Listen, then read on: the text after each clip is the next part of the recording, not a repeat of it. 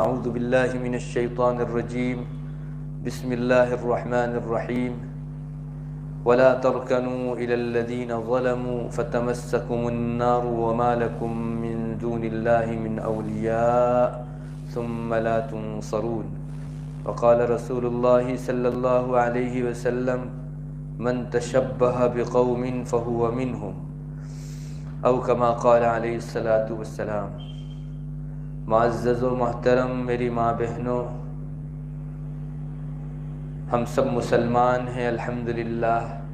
اللہ تعالیٰ نے ہم کو دین اسلام عطا فرمایا ہے اور اسلامی تہذیب اور اسلامی کلچر بھی عطا فرمایا ہے۔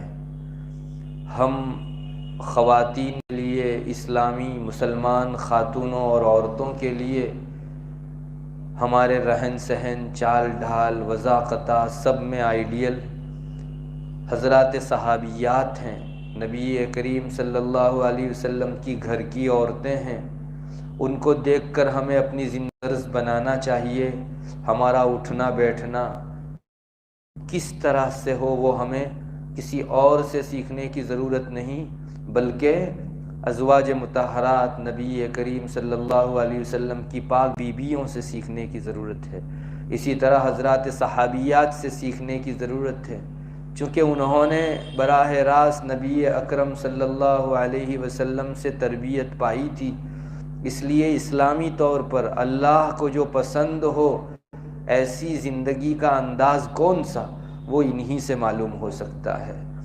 الحمدللہ ہمارے مسلمانوں کے درمیان میں اس کا بڑا رواج بھی رہا، اور ایک لمبے عرصے تک مسلمان خاتون کو کپڑے کیسے پہننے چاہیے، پردے میں کس طرح سے رہنا چاہیے، مردوں اور عورتوں کے درمیان میں اگر کبھی گفتگو کی نوبت آ جائے تو کس طرح سے کرے، بے وجہ مردوں کے ساتھ اختلاط نہ ہو، میل جول نہ ہو، ان عورتوں کے کھانے پینے، اٹھنے بیٹھنے سب طریقوں کو نبی کریم صلی اللہ علیہ وسلم سے تربیت پائی ہوئی صحابیات نے اور صحابہ نے ہم تک پہنچایا۔ حدیث شریف کی کتابوں کے اندر اس سلسلے میں مضمون خوب موجود ہے، اور بہت سی مسلمان عورتیں آج تک اس اسلامی طرز کے اوپر عمل کرتی چلی آئی ہیں۔ کتنے ہی گھرانے ہمارے خود صورت میں بھی ایسے ابھی بھی ہوں گے کہ جہاں گھروں کے اندر آئیڈیل صحابیات کو بنایا جاتا ہے۔ گھر کی بڑی عورتیں جب ہمارا بچیاں چھوٹی ہوتی ہیں تب ہی سے ان کی ایسی تربیت کرتی ہیں کہ ان کے دل و دماغ کے اندر صحابیات کا لباس پسندیدہ نظر آنے لگے۔ اللہ کے رسول صلی اللہ علیہ وسلم نے جس طرح کا لباس، جس طرح کا چلنا پھرنا، جس طرح کی وضاقتہ پسند فرمائی، گھر کی بڑی عورتیں پہلے ہی سے اچھے خاندان کے اندر اپنی بچیوں پر محنت کرتی ہیں، اور خلاف اسلام کوئی لباس پہننے پر، خلاف اسلام کوئی کام کرنے کے اوپر ان کو روکتی ٹوکتی رہتی ہیں، جس سے یہ معصوم بچیوں کا ذہن ہی بچپنے سے ایسا بن جاتا ہے کہ ان کو پھر اسلامی لباس ہی پسند آتا ہے، اسلامی چیز ہی پسند آتی ہے، اسلامی طرز معیشت ہی پسند آتا ہے، جینے کا انداز ان کا پورا اسلامی ہو جاتا ہے۔ پھر ان کو بے پردگی اچھی نہیں لگتی، چونکہ ان کے بڑوں نے گھر میں تربیت ہی ایسی کی تھی کہ بے پردہ کہیں اگر وہ بچی نکلتی تو ان کی ماں، بڑی بہن اور گھر کی اور بڑی عورتیں ان کو ڈانٹتی تھی کہ اللہ کے رسول صلی اللہ علیہ وسلم نے اور اللہ تعالیٰ نے بے پردہ نکلنے کو جب ناپسند کیا تو تم کیوں بے پردہ نکلتی ہو؟ چند مرتبہ یہ بچی جب اپنے ماں کی، بہن کی، گھر کی بڑی عورتوں کی ڈانٹ سنتی ہے تو پھر اس کے دل کے اندر آہستہ آہستہ پردے کی محبت اور بے پردگی کی نفرت آنا شروع ہو جاتی ہے۔ دل کے اندر یہ بات معلوم ہوتی ہے کہ پھر بے پردہ وہ نکلے بھی تو اسے ہمیشہ دل میں ایک ٹھسن رہتی ہے، کسک رہتی ہے کہ میں اللہ کی نافرمانی کرتے ہوئے بازار سے گزر رہی ہوں۔ تو بہت اچھی بات ہوگی اگر ہمارے گھروں کے ماحول کو ہم پردے والا بنائیں، گھروں کے ماحول کو ہم اسلامی لباس والا بنائیں، اسلامی وضاقتہ والا بنائیں۔ اس کے مقابلے میں ہماری شہروں کے اندر، ہمارے اس شہر میں بعض گھرانے وہ ہیں جہاں عورتوں کو انگریزی فیشن بہت پسند ہے، فرنگی فیشن بہت پسند ہے، جب چھوٹی چھوٹی بچیاں گھر میں دیکھتی ہیں کہ میری ماں یا میری بڑی بہن اس طرح بال کٹواتی ہیں سر کے، اور اس طرح فیشن کرتی ہے، اور اس طرح کے چست لباس پہنتی ہے، یا اس طرح کے کھلے بدن دکھائی دینے والے پتلے اور باریک اور نازک کپڑے پہنتی ہیں، تو ان بچیوں کی بری تربیت کرنے کے لیے کوئی اور محنت کرنے کی ضرورت نہیں۔ جب یہی بچی بار بار اپنی اماں کو دیکھے گی، اپنی بڑی بہن کو دیکھے گی کہ وہ فیشن سے نکلتی ہے، تو اس کے دل کے اندر انگریزی فیشن کی محبت بڑھ جائے گی۔ آہستہ آہستہ بیج پڑے گا، پھر وہ بڑھے گا، اور اس عورت کے دل و دماغ کے اندر یہ انگریزی فیشن اور انگریزی لباس کی محبت بہت زیادہ بڑھی ہوئی نظر آئے گی۔ اور ایک دن وہ آئے گا جب یہ خاتون بھی پوری انگریزی فیشن کے رنگ میں رنگ جائے گی۔ مجھے بتائیے، پہلے گھر والوں کی بچی کی باپردہ اور اچھی جو تربیت ہوئی، اس کی بنیاد کیا؟ ان کے بڑے لوگوں کا روک ٹوک کرنا، برے لباسوں سے ان کو ڈانٹ ڈپٹنا۔ اور دوسری بچی کی جو بری تربیت ہوئی، وہ انگریزی فیشن کے مطابق ڈھلی، اس کی بنیاد کیا؟ ان کے گھر والوں کا فیشن کے اندر چکنا چور ہو جانا، ان کے گھر والوں کا فیشن کے اندر بالکل ڈوب جانا، اور گھر میں باہر سب جگہ انگریزی فیشنوں کو چلانا۔ یہ دو بچیوں کے معاشرے میں الگ الگ تربیت پایا ہونے کی وجہ سے ہمارے صورت ہی کے اندر آپ کو دونوں قسم کی مسلمان بچیاں ملے گی۔ بعض بچیوں کی تربیت بہت اچھی ہوئی ہے، انہوں نے اپنی ماؤں سے بہت اچھا پردہ اور اسلامی لباس سیکھا ہے، اور دوسری بعض بچیاں وہ ہیں جنہوں نے اپنے ماں باپ سے اچھا پردہ نہیں سیکھا، اچھا لباس نہیں سیکھا، اسلامی لباس نہیں سیکھا۔ بس اس بنیاد پر ان بچیوں کی اچھی تربیت نہیں ہوئی۔ میری ماں بہنوں، آپ فیصلہ کر لیجئے آپ کو کون سی قسم کی خاتونوں میں سے ہونا ہے، پہلی قسم میں سے ہونا ہے یا دوسری قسم میں سے۔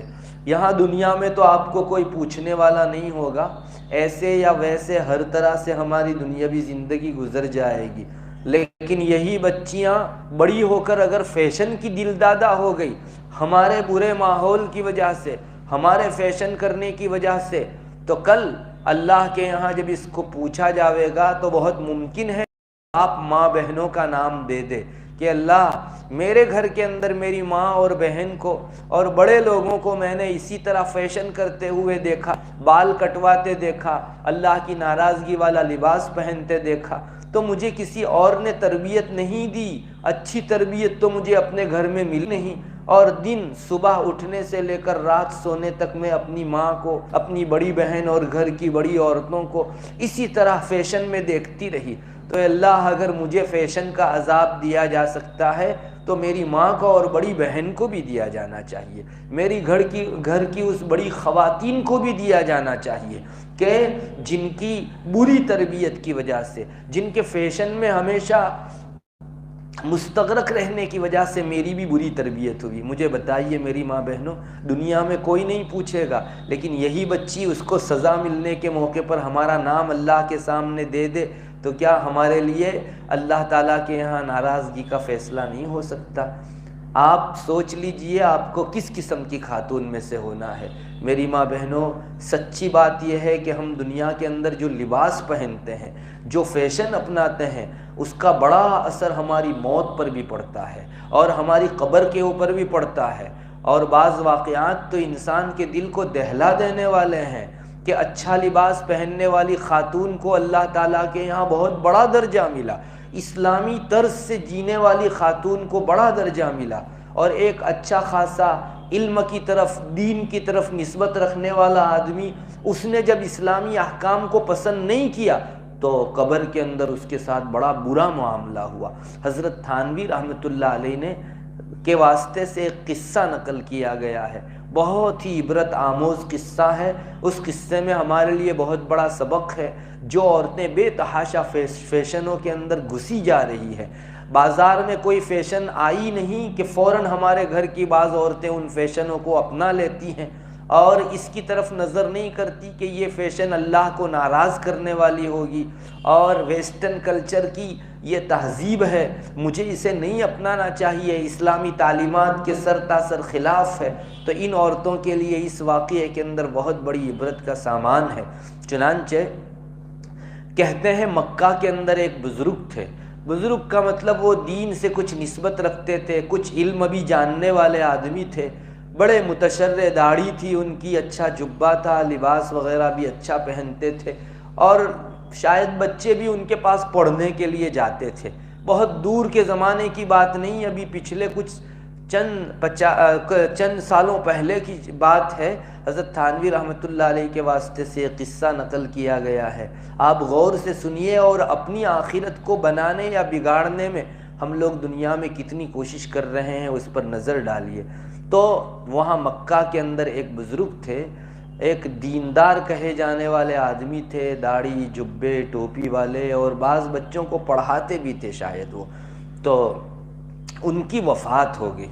ان کی وفات کے بعد وہاں قبرستان میں ان کو دفن کرنے کے لیے لے گئے، دفن کر دیا گیا۔ اب آپ کو معلوم ہے، آپ میں سے جو خاتونیں مکہ یا مدینہ گئی ہیں انہیں اس کا تھوڑا سا اندازہ ہے کہ وہاں حرم کے اندر جن کی نماز ہوتی ہے ان کے لیے بھی اور دوسرے حضرات کے لیے بھی عام اعلان ہوتا ہے کہ بھائی فلاں کی وفات ہو گئی ہے، سب لوگ نماز جنازہ پڑھو، اور بہت سے حج یا عمرے میں جانے والے لوگ اس کو دفن کرنے کے لیے ساتھ میں شریک بھی ہو جاتے ہیں۔ تو ویسا ہی اس دیندار آدمی کے ساتھ بھی ہوا۔ ان کو جب دفن کیا گیا تو اور چند فرانس سے عمرے کے لیے شاید چند لوگ آئے ہوئے تھے، ان میں سے ایک آدمی وہاں حاضر تھا، اس نے دیکھا کہ اس بزرگ کو یہاں دفنایا گیا، بس دفن کر دیا گیا۔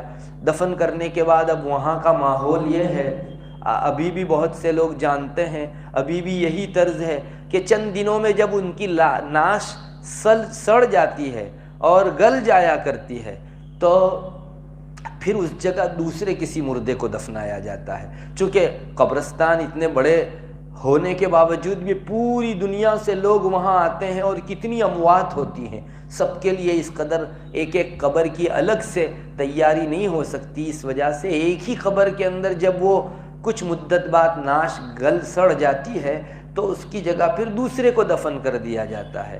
بس اس دیندار آدمی کو دفن کرنے کے بعد چند روز کچھ مدت گزری ہوگی، اس کے بعد ان کی قبر کو کسی اور مردے کو دفنانے کے لیے کھودی گئی۔ تو جو ہی قبر کھودی گئی تو لوگوں کی آنکھیں چار ہو گئی۔ اتفاق ایسا تھا کہ وہ جو فرانس کا آدمی تھا وہ بھی جیسے پہلے اس دیندار آدمی کو دفنانے کے موقع سے اسی قبر کے پاس شریک تھا، وہ واپس بھی اس مجمع کے اندر تھا۔ اس نے دیکھا اور سب کی آنکھوں نے دیکھا، سب کو یہی تھا کہ وہ دیندار آدمی ابھی گڑ گئے ہوں گے اور ان کی ناس جو ہے وہ مٹی میں مل گئی ہوگی، اور کچھ ہڈی وغیرہ ان کی ملے نہ ملے۔ تو لوگوں کی آنکھوں نے دیکھا اس جگہ ایک گوری دکھائی دینے والی خاتون اس کی ناش پڑی ہوئی ہے، اور ابھی تازہ دفنائی گئی ہو اس طرح اس کی ناش ہے۔ سب لوگوں کو بڑا تعجب ہوا، چونکہ وہاں قبرستان کے جو ذمہ دار ہوتے ہیں ان کو معلوم ہی ہوتا ہے کہ ابھی چند دنوں پہلے کن کو دفنایا گیا تھا، اور ان کے بعد سیدھا ابھی اس نئے مردے کا نمبر ہے۔ اس عورت کو دفنایا نہیں گیا تھا، اور یہ عورت یہاں آ کر مدینہ یا مکہ کے قبرستان کے اندر کیسے دکھائی دینے لگی؟ لوگوں کو بہت تعجب ہوا، اور سب سے زیادہ تو اس فرانس کے آدمی کو تعجب ہوا جو مسلمان تھا اور دونوں موقعوں پر شریک تھا۔ جب اس دیندار آدمی کو دفنایا گیا تب بھی شریک تھا، اور جب ابھی دوسرے نمبر پر دفنانے کے لیے وہاں قبر کھودی گئی اور اس میں یہ نئی فرانس کی ایک خاتون، کوئی ایک خاتون تھی گوری، وہاں کا جو ہے وہاں کی نعش دیکھی۔ اس کو تعجب اس لیے بھی تھا کہ یہ فرانس کا آدمی اس عورت کو پہچانتا تھا، اور وہ فرانس میں اس خاتون کو دیکھ کر آیا تھا۔ شاید وہ کچھ اسکول پڑھا رہی تھی اور نصرانی عورت تھی، اور نصرانی عورت ہونے کے ساتھ ساتھ وہ بچوں کو پڑھاتی، تو ممکن ہے یہ فرانس کا آدمی جو تھا اس نے بھی کچھ اس عورت سے پڑھا ہو۔ تو اس کو بڑا تعجب ہوا کہ یہ عورت تو نصرانی تھی، یہ مدینہ منورہ کے قبرستان میں کیسے؟ چلو اگر مدینہ منورہ کے کسی قبر کے اندر ہوتی تو سمجھ میں آیا، لیکن دیندار آدمی کو جس قبر میں دفن کیا گیا اس قبر کے اندر دوسرے کسی کو دفن نہیں کیا گیا اور یہ خاتون کی نعش کیسے دیکھنے کو مل رہی ہے؟ بہرحال اس نے اس تعجب کو لوگوں کے سامنے بھی اظہار کیا کہ میں اس عورت کو پہچانتا ہوں، یہ تو نصرانی خاتون ہے اور ادھر فرانس کے اندر رہنے والی خاتون ہے۔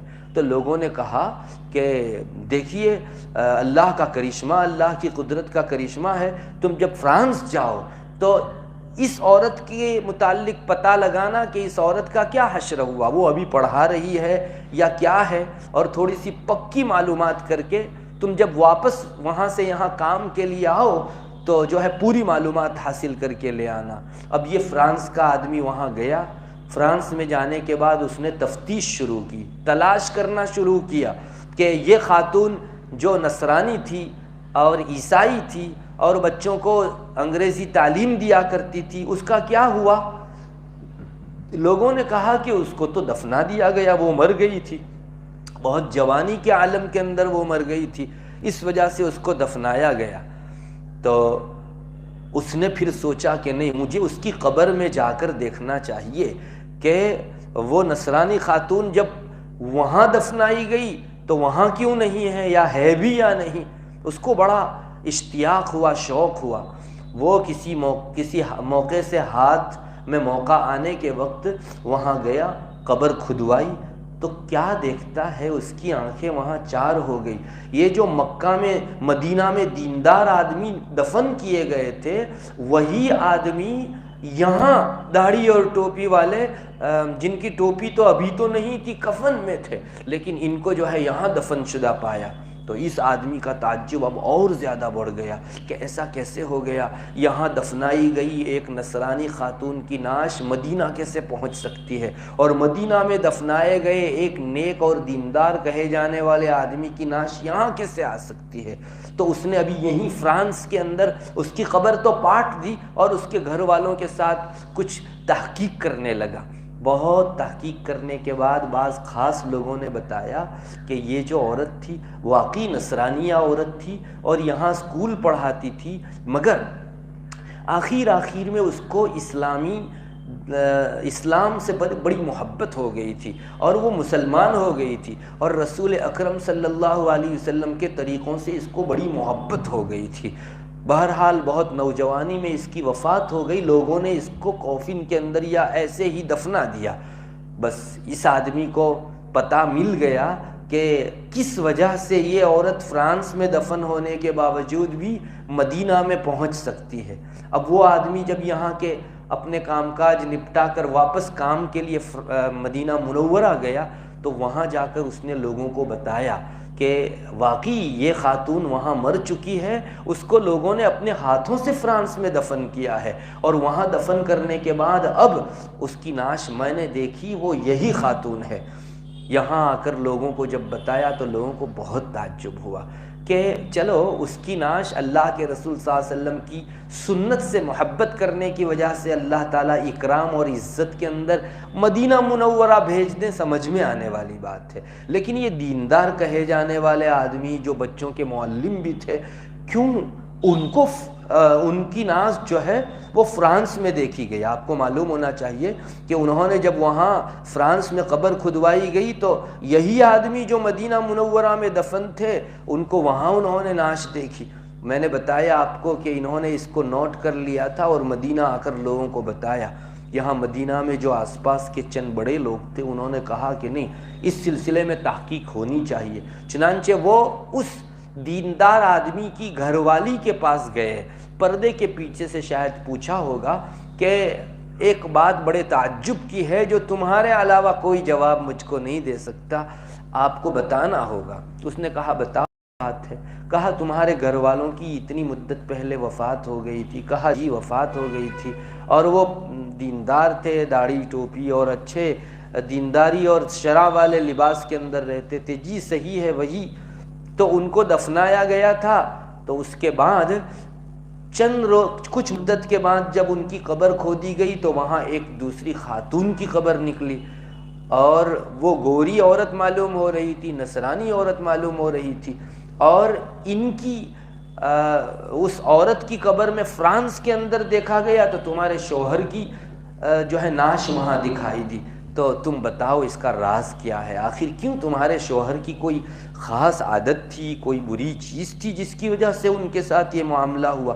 لوگ تو دور دراز سے تمنا کرتے ہیں کہ مدینہ منورہ میں دفن ہو، اور تمہارے شوہر کو یہاں نصیب ہوئی مٹی، لیکن اس کے باوجود بھی مدینہ سے ان کو نکال کر فرانس بھیج دیا گیا، اور وہاں ایک نصرانیہ کی قبر کے اندر ان کی نعش پائی گئی۔ تو انہوں نے جو ہے اس کی گھر والی کو بڑے پوچھنے کے بعد اس نے کہا کہ جی اب ایک بات میں بتاتی ہوں، یہ دیندار تھے، نماز وغیرہ سب کی پابندی تھی، مگر جب میرے ساتھ وہ صحبت کرتے تھے رات کو، تو صحبت کے بعد وہ ایک جملہ بولا کرتے تھے، اور یہ کہتے تھے کہ نصرانیوں کا دین کتنا اچھا ہے، ان میں جنابت کے بعد غسل جنابت اتارنے کا کوئی موقع نہیں، جنابت کا غسل ان کے مذہب میں ہے ہی نہیں۔ تو اسلام کے مقابلے میں وہ نصرانیوں کے اس حکم کو پسند کرتے تھے۔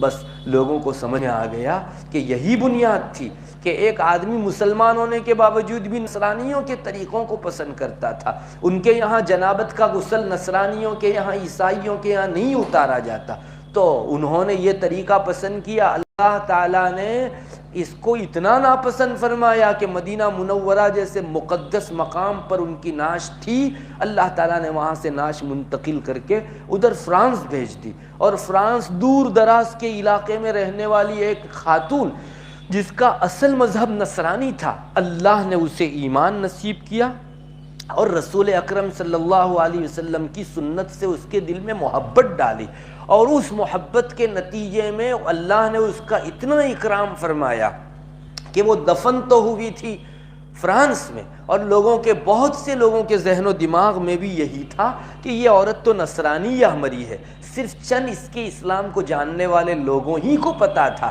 کہ اس کی موت جو ہے ایمان پر ہوئی ہے، اور وہ اللہ کے رسول صلی اللہ علیہ وسلم کے طریقوں کو بہت پسند کرتی تھی، سنت سے بڑی محبت رکھتی تھی۔ بس میری ماں بہنوں، اس واقعے کے اندر ہمارے لیے کتنا بڑا سبق ہے۔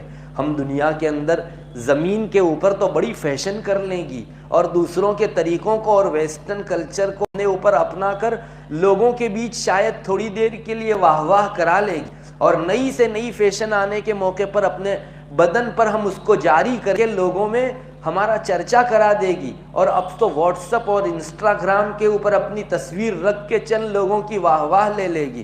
لیکن کیا ہمارے لیے ہم اپنی قبر میں بہت برا فیصلہ نہیں کروا رہی ہے؟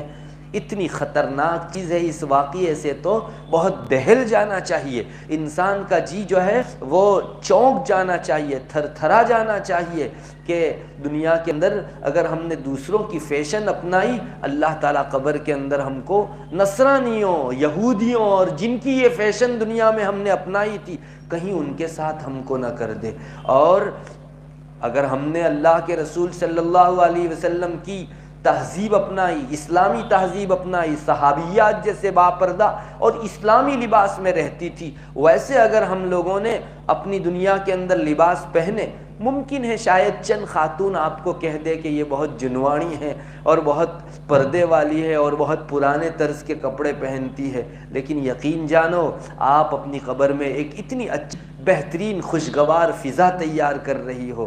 دنیا کی مختصر سی زندگی گزار دینے کے بعد آنکھیں بند ہوئی نہیں، اللہ تعالیٰ آپ کو ایک بہت اعزاز سے، اکرام سے نوازے گا، اور بنیاد یہ ہوگی کہ یہ خاتون رسول اللہ صلی اللہ علیہ وسلم کی تعلیمات سے محبت رکھتی تھی، پردے سے محبت رکھتی تھی، نبی کریم صلی اللہ علیہ وسلم کی سنت والے طریقے اس کو پسند تھے، حضرات صحابیات کی سادگی میں اس کو بڑا انٹرسٹ تھا، اور وہ ماحول جیسا بھی تھا، سب لوگ جیسا بھی لباس پہنتے تھے، مگر یہ خاتون وہ تھی جس نے اپنے اوپر اسلامی لباس کو عمر بھر اپنائے رکھا، بس اس وجہ سے کہ میرے اللہ کو یہ لباس، یہ پردہ پسند ہے۔ اللہ تعالی ہمارے ساتھ قبر میں بہتر سے بہتر معاملہ فرما سکتا ہے۔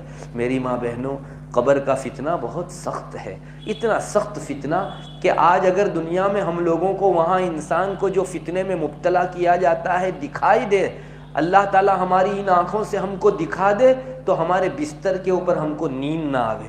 رسول اللہ صلی اللہ علیہ وسلم نے بعض ارشادات میں یہ بات فرمائی ہے، جسے میں دیکھتا ہوں اگر تم لوگ دیکھ لو تو کم ہنسو اور زیادہ رویا کرو، اور اپنے گھر میں سے مجنونہ اور جنون وار باہر نکل جاؤ اور ٹیلوں کے اوپر پناہ لینے لگو۔ اتنے ہولناک مناظر اور اتنے ہولناک اور سنگین نقشے قبر کے اندر انسان کو دیکھنے کو ملتے ہیں۔ میری ماں بہنوں، ہم اپنی قبر کے لیے سچ مچ دنیا میں فیشن اپنا کر بہت برا سامان کر رہی ہے۔ قبر سے آج بھی ہم لوگوں کو ڈرتے رہنے کی ضرورت ہے۔ حضرت عثمان غنی رضی اللہ تعالیٰ عنہ کے متعلق کتابوں میں آتا ہے کہ حضرت جب کسی کی قبر پر تشریف لے جاتے تو اتنا روتے تھے کہ آپ کی داڑھی مبارک تر ہو جاتی آنسوؤں سے۔ لوگوں نے ایک مرتبہ پوچھا بھی کہ حضرت جنت کا تذکرہ آتا ہے، جہنم کا تذکرہ آتا ہے، تب آپ اتنا نہیں روتے جتنا کسی کی قبر پر جانے کے موقع سے روتے ہیں۔ تو میری ماں بہنوں، حضرت عثمان رضی اللہ تعالیٰ عنہ نے جواب میں فرمایا تھا، جی میں نے رسول اللہ صلی اللہ علیہ وسلم کو یہ فرماتے ہوئے سن رکھا ہے کہ قبر آخرت کی منزلوں میں سب سے پہلی منزل ہے۔ جس کی یہ منزل اچھی طرح پار اتر گئی، باقی ساری منزلیں اچھی طرح پار اترتی جائے گی، اور جس کی اس منزل میں پکڑ ہو گئی، آئندہ ہر منزل کے اوپر اس کی پکڑ کی جاتی رہے گی۔ میری ماں بہنوں، کیا دنیا میں فیشن کرنے والی عورتیں اس کا خیال بھی کرتی ہیں کہ ہمیں ایک دن قبر میں جا کر سونا ہے؟ ہرگز نہیں۔ سچ مچ تو ہم اللہ کو بھولے ہوئے ہیں، ہماری قبر کو، ہماری موت کو اور موت کے مابعد والی زندگی کو بھولے ہوئے ہیں۔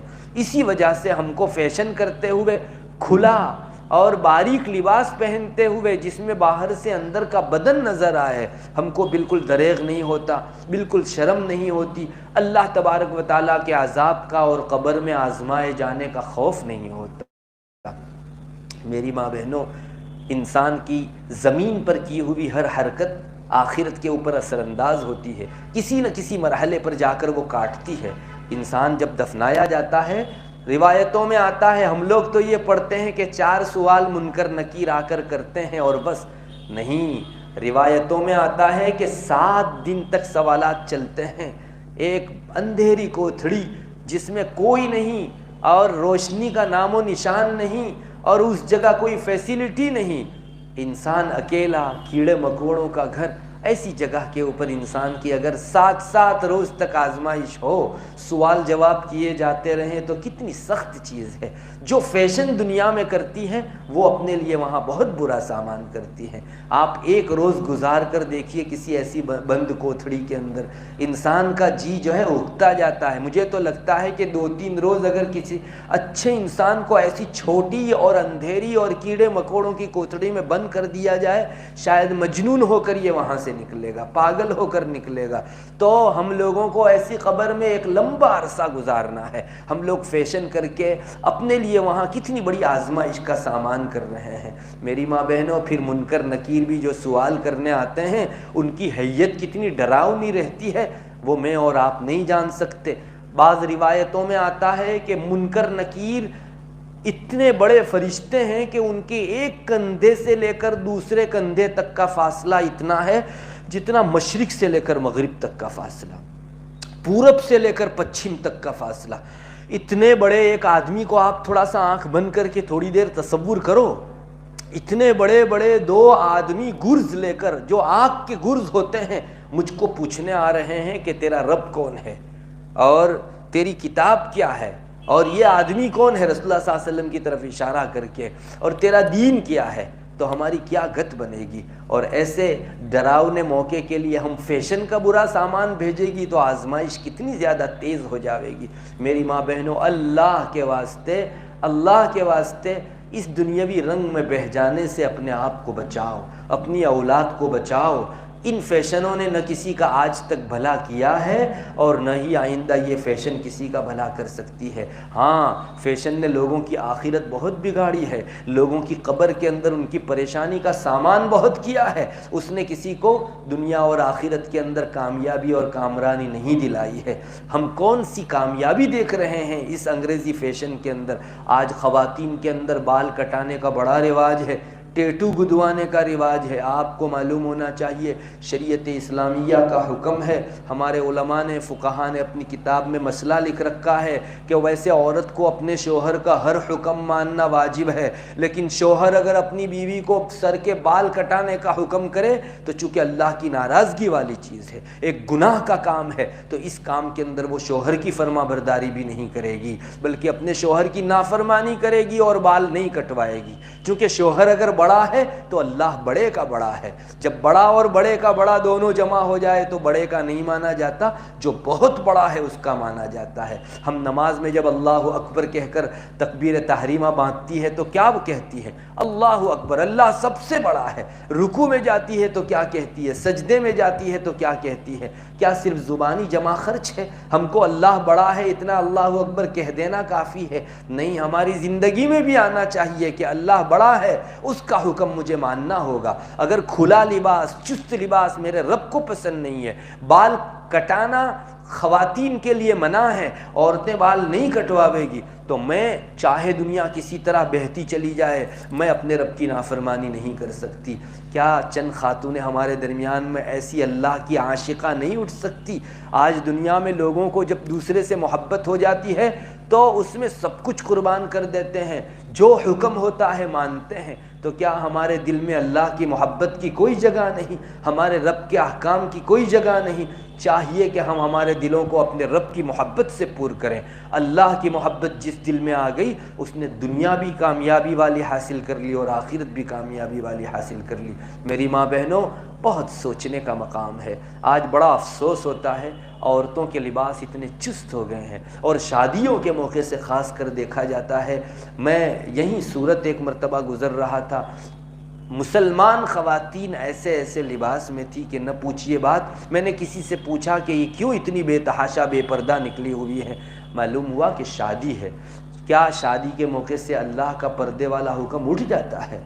ہرگز نہیں۔ اگر آپ دوسروں کو دکھانے کے لیے اس طرح سے لباس پہنو گی، اللہ کی لعنت، اللہ تعالیٰ کا غضب، اللہ کا غصہ جب تک اس لباس کو اتارو گی نہیں تمہارے اوپر مسلسل پڑتا رہے گا۔ اللہ ہماری حفاظت فرمائے۔ اللہ کا غضب کسی پر پڑا، اللہ کی لعنت کسی پر پڑی، وہ عورت کس گھاٹی میں جا کر ہلاک ہو جائے اللہ کو اس کی بالکل پرواہ نہیں ہے۔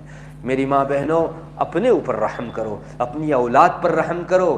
آج آپ اپنی جوانی کے اندر لوگوں کو اچھا دکھانے کے لیے تھوڑا سا فیشنیبل، اللہ کی ناراضگی والا لباس پہن تو رہی ہو، لیکن جانتی ہو اس کے ایفیکٹ اور اثرات کہاں کہاں پڑ رہے ہیں۔ آپ کی معصوم بچیاں اگر آپ کو اس حالت کے اندر دیکھے گی تو اس کو کچھ بھی بری تعلیم دینے کی ضرورت نہیں پڑے گی، اس کی آنکھ کے واسطے سے آپ کا یہ فیشنیبل لباس اس کے دل میں گھر کر جائے گا۔ یہ جب بڑی ہوگی تو چاہے آپ بری تعلیم نہ بھی دو، ایسا فیشنیبل لباس پہننے کی نئی تعلیم نہ بھی دو، تو بھی اس بچے کے دل میں وہ فوٹو نقش ہے۔ اس نے اپنے اس بچپنے میں اپنی ماں کو فیشنیبل لباس میں بال کاٹے ہوئے، ٹیٹو گدواتے ہوئے اور اللہ کی ناراضگی والے اور کام کرتے ہوئے دیکھا تھا۔ یہ عورت بڑی ہو کر خود فیشن کے اندر بہے گی، اور اللہ نہ کرے اگر عمر بھر اس نے فیشن کی تو اس کی اولاد بھی اس کو دیکھ کر فیشن کرے گی، اور کل کو جتنی یہ فیشن کا سلسلہ چلے گا اس کا وبال ان فیشن کرنے والی ہماری خاندان کی نئی آنے والی بچیوں پر تو ضرور پڑے گا، اس کا وبال ہم قبر میں ہوں گے، ہمارے سر پر بھی ہوگا، چونکہ ایک برا طریقہ آپ نے جاری کیا تھا۔ میری ماں بہنوں، آپ سنگینی کو پہچانیے، اس کی ہولناکی کا اندازہ کیجئے۔ ہم سمجھتی ہیں کہ صرف ایک لباس فیشنیبل پہن لیا، ایک اللہ کی ناراضگی والا لباس پہن لیا اور ہماری حد تک اس کا گناہ رہا، اس کے چھینٹے کہاں کہاں اڑتے ہیں یہ آپ سمجھیے۔ اور پھر ہماری یہی بچی اگر یہ فیشنیبل لباس پہنتے ہوئے راستے سے بچک گئی، کسی اور کے بہکاوے میں آ گئی، مجھے بتائیے اس کے اس بہکاوے میں آنے کی ذمہ دار اس کی وہ ماں نہیں ہے جس نے اس کو فیشنیبل لباس پہنتے دکھایا ہے؟ اور اب تو یہی نہیں ہوتا میری ماں بہنوں کہ مائیں صرف اپنے لباس کو پہننے پر اکتفا کریں، وہ اپنی بچیوں کے لیے بھی اس طرح کا لباس اور چست لباس جس میں بدن کا پورا شیپ نظر آتا ہے۔ پردہ تو بہت دور چلا گیا، لباس میں اتنا چست پنا آ گیا کہ جو رسول اللہ صلی اللہ علیہ وسلم نے آج سے 1400 سال پہلے ارشاد فرمایا تھا وہ ہماری آنکھیں آج کھلا دیکھ رہی ہیں۔ آپ نے فرمایا تھا کہ ایک زمانہ ایسا آئے گا کہ بہت ساری عورتیں لباس پہنے ہوئے ہوگی لیکن پھر بھی ننگی ہوگی. رب کاسیات عاریات، بہت سی عورتیں وہ ہوگی جن کے بدن پر کپڑا تو ہوگا لیکن کپڑے کا مقصد حل نہیں ہو رہا ہوگا، پہننے کے باوجود ننگی. آپ نے نہیں دیکھا ابھی نیٹ کے جو کپڑے چلے ہیں اور وہ وہیں سے باہر سے فیشن آئی ہوئی ہے، انگریزوں کی فیشن ہے. وہ نیٹ کا کپڑا صرف کہنے کو کپڑا ہے، ورنہ اس کے اوپر سے اندر کے سارے اعضاء بھی دکھتے ہیں، عورت کی چمڑی کا رنگ بھی دکھتا ہے. اور یہ عورت اپنے آپ کو اس حالت کے اندر مردوں کی نگاہ سے گزارتی ہے. یاد رکھیے زنا صرف جو ہے شرمگاہ سے نہیں ہوتا، رسول اللہ صلی اللہ علیہ وسلم نے فرمایا آنکھوں کا زنا بری نظر کرنا ہے. تو یہ عورت اپنے بدن کو لوگوں کی آنکھوں کے زنا کے لیے پیش کر رہی ہے، اور اتنی زیادہ اپنے آپ کو زنا کے لیے پیش کرے کیا وہ اللہ کا تقرب و نزدیکی پا سکتی ہے؟ ہرگز نہیں. اس لیے اپنی اس زندگی کو اور مختصر سی اور ختم ہو جانے والی فانی زندگی کو سب کچھ مت سمجھو. ایک دن مرنا ہے، آنکھیں بند ہونی ہے، اللہ تبارک و تعالیٰ کے حضور ہم سب لوگوں کو کھڑے ہو کر جواب دینا ہے. ان سب چیزوں کا بھی لحاظ رکھو. اور میری ماں بہنوں، اگر ہم نے اس جگہ دنیا کے اندر فیشنوں کے اندر اپنی زندگی گزار دی تو اللہ نہ کرے کہیں ہمارا حشر ان گوروں کے ساتھ نہ ہو، نصرانی اور یہودیوں کے ساتھ نہ ہو. رسول اکرم صلی اللہ علیہ وسلم کا مشہور ارشاد ہے، میں نے شروع بیان میں آپ کو پڑھ کر سنائی وہ روایت. آپ نے فرمایا من تشبہ بقوم فہو منہم، جس نے جیسی مشابہت اختیار کی، جو جیسا بننے گیا، ان کا حشر انہی کے ساتھ ہوگا. کتنی بری، اور ہم جو ہے ہمارے لیے ہم کتنا برا فیصلہ کروا رہے ہیں. ایک بات یاد رکھو، کل قیامت کے دن الگ الگ جھنڈے ہوں گے. رسول اللہ صلی اللہ علیہ وسلم کا جھنڈا ہوگا، یہاں آپ کے طریقوں سے محبت کرنے والے لوگ آپ کے جھنڈے تلے ہوں گے. فرعون کا جھنڈا ہوگا، قارون کا جھنڈا ہوگا، اور ابی بن خلف کا جھنڈا ہوگا، ابو جہل کا، اور دنیا میں جتنے ایکٹر ہیں اور جس قدر جو ہے فیشن والے لوگ ہیں، بڑے بڑے کہے جاتے ہیں، ان لوگوں کے جھنڈے ہوں گے. دنیا میں جس خاتون نے جس عورت کو اپنا آئیڈیل بنایا ہوگا، جس کا سا لباس پہنا ہوگا، اس کے جھنڈے تلے اس کا حشر کیا جائے گا. یاد رکھیے کل قیامت کے دن اللہ تعالیٰ محشر کے دن سب سے زیادہ غصے میں ہوں گے. اس دن اگر ہم کو ایسی اللہ کی ناراضگی والی خاتون کے جھنڈے تلے کھڑا کیا گیا تو ہمارا کیا حشر ہوگا؟ اللہ کے غصے کے کیا ہم مورد نہیں بن جائیں گے؟ میری ماں بہنوں، رحم کرو اپنے اوپر. آج ایکٹرنیوں کے بہت سارے فوٹو پیپر میں آتے ہیں، اب تو جو ہے واٹس ایپ اور انسٹاگرام کے اوپر بھی بہت ساری فیشنوں اور اللہ کی ناراض والے لباسوں کا چرچا ہونے لگا ہے. ہمارے بعض مسلمان کچے دل کی خواتین ایسے لباسوں کو اپنے گھروں میں اپنا لیتی ہے اور اپنے شوہروں کو باوجود ان کے منع کرنے کے اس پر مجبور کرتی ہیں کہ نہیں، میرے لیے ایسا ہی لباس جو ہے بنوا دو، اور وہ پھر پہن کر لوگوں کے بیچ جاتی ہے. یاد رکھیے اپنے گھروں کے اندر ہم لوگ جہنم کا سامان کر رہے ہیں، اللہ کی ناراضگی کا سامان کر رہے ہیں. فیشن نے، میں واپس کہوں گا، فیشن نے نہ تو آج تک کسی کا بھلا کیا ہے اور نہ وہ کسی کا بھلا کر سکتے ہیں. سے دور تو کر سکتی ہے یہ انگریزی فیشن ہے، اللہ تبارک و تعالیٰ کی نزدیکی نہیں دلا سکتی. میری ماں بہنوں، اللہ کے واسطے اب تک جو کچھ ہو گیا اس پر توبہ کرو. آئندہ دنوں کے لیے تہیہ کر لو کہ میں پردے کے ساتھ رہوں گی، ہرگز چست لباس، باہر کا بدن نظر آئے ایسے پتلے لباس نہیں پہنوں گی. جو خاتون اس کا لحاظ کرے گی، اللہ تعالیٰ اس کے اس مجاہدے کے اوپر، جبکہ پوری دنیا آج فیشن کے بہاؤ میں بہی جا رہی ہے، اللہ تبارک و تعالیٰ اس خاتون کے اس مجاہدے اور ریاضت کے اوپر وہ کچھ عطا کرے گا کہ جس کا میں اور آپ اندازہ نہیں کر سکتے. اللہ تبارک و تعالیٰ ہم سب کو کہنے سننے سے زیادہ عمل کی توفیق عطا فرماوے. وآخر دعوانا الحمدللہ رب العالمین. دعا کر لیجیے. اللہم انت السلام ومنک السلام، تبارکت یا ذا الجلال والاکرام. اللہم صلی علی محمد النبی الامی وعلی آلہ وسلم تسلیما. ہے اللہ ہمارے گناہوں کو معاف فرما، صغائر کبائر سب کو معاف فرما. ہے اللہ ہم نے تیرے احکام کو ٹھکرایا، تیری تعلیمات سے روگردانی کی، اور اللہ انگریزی فیشنوں کے اندر ہماری زندگی گزار دی۔ اللہ تیرے رسول نے جن لباسوں سے روکا تھا انہی لباسوں کو ہم خواتین پہنتی رہیں۔ اے اللہ ہماری زندگیوں، گھروں میں، باہر، اے اللہ سب جگہوں کے اندر انگریزی فیشن نے گھر کر لیا۔ اے اللہ ہمارے اس جرم عظیم کو معاف فرما۔ اللہ بے شک تو پچھلے دنوں ہماری اس بری حالت کو دیکھ کر بڑا ناراض ہوا ہوگا، لیکن تو نے اپنی ستاری فرمائی، ہمارے گناہوں کو پردوں کے پیچھے چھپا لیا۔ اللہ لوگوں کے سامنے ہمیں رسوا نہیں کیا۔ اللہ آئندہ ایک فضل یہ بھی کر دے کہ تو ہمارے ان گناہوں کو معاف کر دے۔ آئندہ کے لیے ہم اس طرح کا فیشنیبل لباس نہیں پہنے گی، بالیں نہیں کٹوائیں گی، اور ٹیٹو نہیں گدوائیں گی، اور دوسری جو مختلف قسم کی فیشنیں ہیں ان میں نہیں بہے گی۔ اس کا ہم تہیہ کرتی ہیں، پکا عزم کرتی ہیں۔ اے اللہ ہم سب لوگوں کی توبہ کو قبول فرما لے۔ اے اللہ تجھے جو لباس پسند، تجھے جو انداز زندگی پسند، اس انداز کے مطابق ہم کو زندگی گزارنے کی توفیق مرحمت فرما۔